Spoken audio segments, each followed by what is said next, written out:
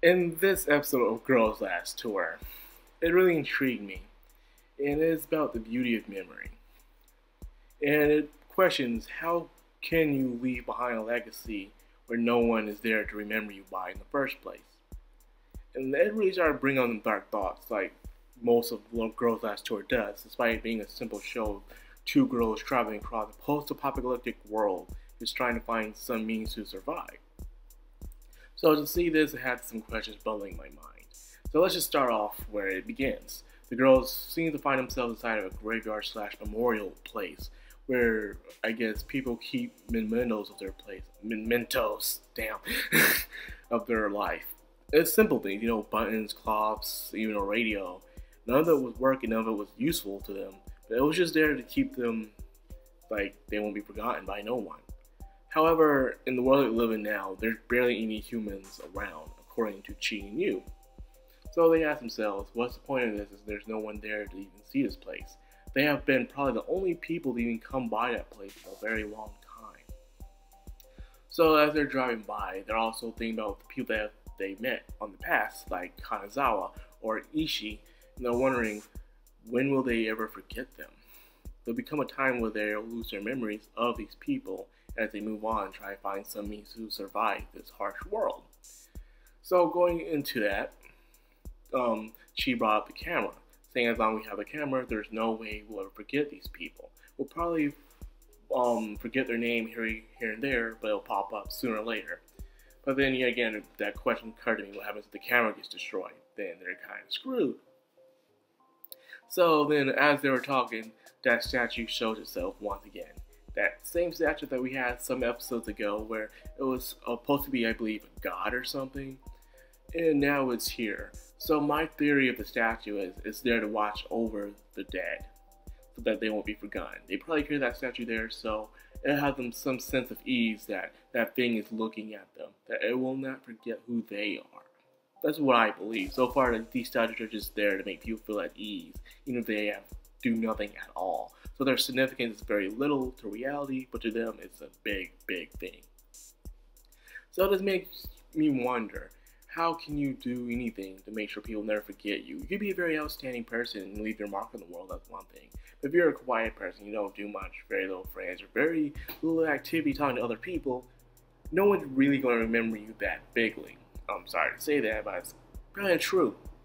So now I've started to think that I guess it's very important to create memories with people around you now than ever, because you don't know when your time will come. So if it does, you'll have something that they will remember you by. So it's very important to make memories. No matter how silly or useless they seem to you, they might be important to somebody else. The next episode is, in a way, was talking about how life is a loop. The next part of it. And they're just driving all the way up to the tower and wondering what was up there. These girls aren't driving to any true point of goal. They're just driving for the sake of curing their boredom in a way now. So of course, Chi is trying to overcome her fear of heights. As we all know, she can't stand taking elevators, especially towards last experience with Hanazawa. So now as she's trying to gather up her courage, she is just completely out of whack of character. And as a way, you was saying how that this is a representation of life. You may go up all you want, but in the end, you're just going in circles. You're going up while going in circles. Confusing, yes. And finally, these girls got themselves on some booze. That's right, these girls had to drink beer. And this was their first time ever drinking beer. They even say, I think they call it beer with a U at the end. So I'm like, are you kidding me? That's just adorable. So they started to drink the beer. And surprisingly, I thought that they weren't going to like it. I thought they were going to spit it out and say, bitter taste and stuff like that. But surprisingly, these girls knew how to hold their liquor. I'm like, holy snap, man. Because I remember my first time drinking an alcoholic beverage, beer. And I gotta tell you, I didn't really like the taste at first. I couldn't stand it. It was too bitter for me. And it was just like, ugh. But these girls seem to handle it very, very well. Which kind of makes me kind of jealous, envious of them. And then next thing you know, they got drunk, man. They just kept drinking because they don't know that this stuff makes you drunk. They don't even know what being an alcoholic is, which is just hilarious in my opinion. And no, it's not nice to watch minors drink. But these girls just kept drinking and drinking to the point that they just started dancing around on the moon and just having a good old time, man. It was enjoyable.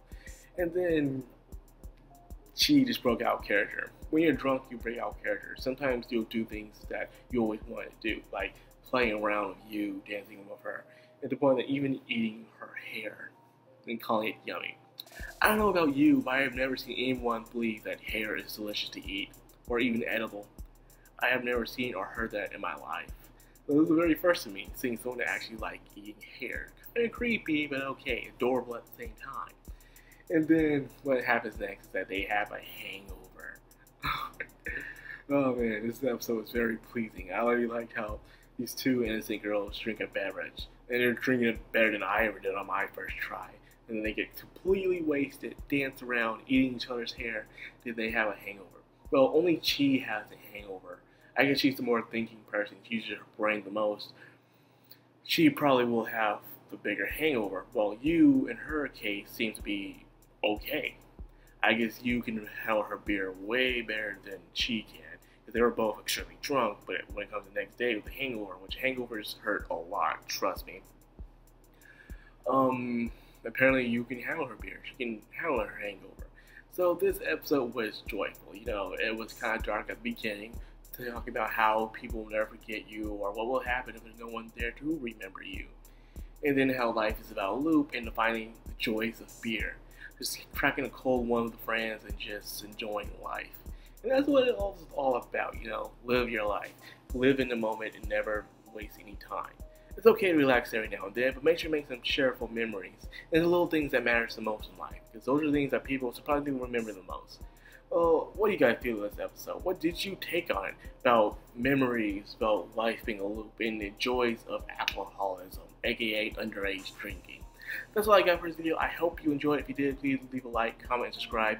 I'll be much obliged. This is Madcrownxox, sign out.